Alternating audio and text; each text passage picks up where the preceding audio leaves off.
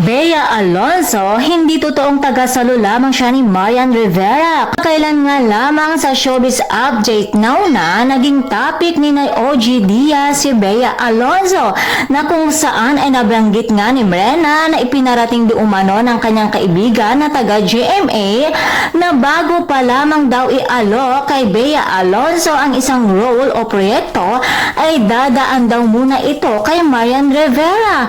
Si Marian muna ang aalukin at kung sakaling hindi ito tatanggapin o kung aayawin ito ni Marian ay iaalok na ito kay Bea.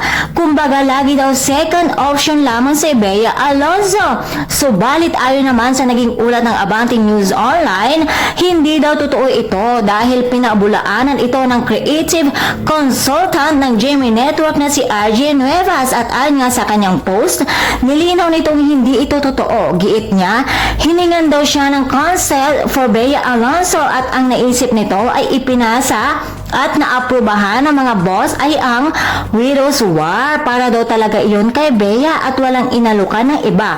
Noon din daw ang dalawang nauna niyang show sa GMA. At sumang-ayon naman daw dito ang teleserye writer ng Kapuso at ayon nga dito lahat daw ng inoffer kay Bea ay para kay Bea lamang.